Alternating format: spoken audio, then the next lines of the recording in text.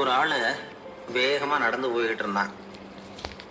அவன் வேகமாக நடக்கிறதுக்கு காரணம் வெயில் காலம், காலில் செருப்பு இல்லை, மணல் பாதை, அதுதான் வேகம். காலில் செருப்பும் இல்லாமல் கையில் குடையும் இல்லாமல் அந்த ஆள் வெயிலில் நடந்து போய்கிட்டு இருக்கிறான். அந்த சமயத்தில் இன்னொருத்தன் குதிரை மேலே ஏறி அந்த வழியாக வந்துக்கிட்டு இருக்கிறான். அவன் காலில் செருப்பும் இருந்தது, கையில் குடையும் இருந்தது.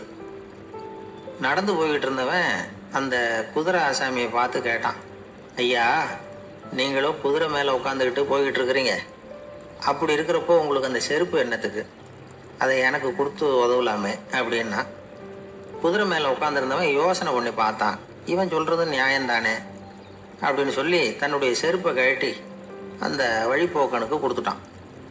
ரொம்ப நல்லதுங்க அப்படின்னு சொல்லி இவன் அதை வாங்கி காலில் மாட்டிக்கிட்டான். அதுக்கப்புறம் மறுபடியும் இவன் ஆரம்பித்தான், ஐயா, நீங்கள் குதிரையில் போகிறதுனால போக வேண்டிய இடத்துக்கு வேகமாக போய் சேர்ந்துருவீங்க, அதனால் உங்கள் கையில் அந்த குடை என்னத்துக்கு?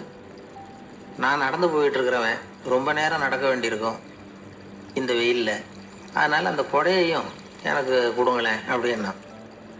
குதிரை வீரன் யோசனை பண்ணி பார்த்தான், இதுவும் நியாயம்தானே அப்படின்னு அவனுக்கு தோணுச்சு. உடனே இறக்கப்பட்டு தன் காலில் இருந்த செருப்பை கொடுத்தது மாதிரியே தன் கையில் இருந்த குடையையும் இவங்கிட்ட கொடுத்துட்டான். அதுக்கப்புறம் அவன் நிம்மதியாக புறப்பட்டான். இப்போ மறுபடியும் கை தட்டி அவனை நிறுத்தினான். கீழே நின்றுக்கிட்டு இருந்தவன், என்னப்பா, ஏன் என்னை நிறுத்தினேன், என்ன ஏதாவது வேணுமா உனக்கு அப்படின்னா குதிரையில் இருந்தவன். இவன் மெதுவாக வாயை திறந்து அந்த குதிரையையும் என்கிட்ட கொடுத்துருங்களேன்னா. அந்த குதிரை வீரன் இப்போ ஒரு கணம் யோசனை பண்ணி பார்த்தான். உடனே என்ன பண்ணான் தெரியுமா? தன்கிட்ட இருந்த குதிரை சவுக்கை எடுத்தான். குதிரை சவுக்கால் அந்த ஆளை வாங்குவாங்கன்னு வீசி தள்ளிவிட்டான்.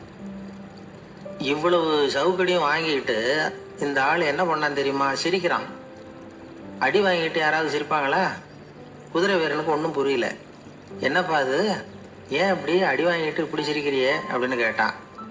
இப்போ அந்த வழிப்போக்கன் சொல்கிறான், ஐயா, நான் இப்படி சிரிக்கிறதுக்கு காரணம் இருக்குது. இப்படி குதிரை கேட்டு உங்ககிட்ட அடி வாங்கலைன்னு வச்சுக்கோங்க, என் உயிர் உள்ள வரைக்கும் மனசில் ஒரு தவிப்பு இருந்துக்கிட்டே இருக்கும். செருப்பையும் கொடையையும் கேட்ட உடனே கொடுத்தவன் குதிரையையும் கேட்டிருந்தா கொடுத்துருப்பானோ அப்படிங்கிற பேராசையில் ஏங்கிக்கிட்டே இருந்திருப்பேன். இப்போ உங்ககிட்ட அடி வாங்கின பிறகு என்னுடைய அந்த சந்தேகம் தீர்ந்து போச்சு. என்னுடைய ஆசைக்கு எல்லை எது அப்படிங்கிறத எனக்கு புரிஞ்சுட்டுது அப்படின்னு சொல்லிவிட்டு அவன் நடக்க ஆரம்பிச்சிட்டானான். ஆசைக்கும் எல்லை உண்டு அப்படிங்கிறத விளக்கறதுக்காக வாரியார் சுவாமிகள் சொல்கிற கதை இது.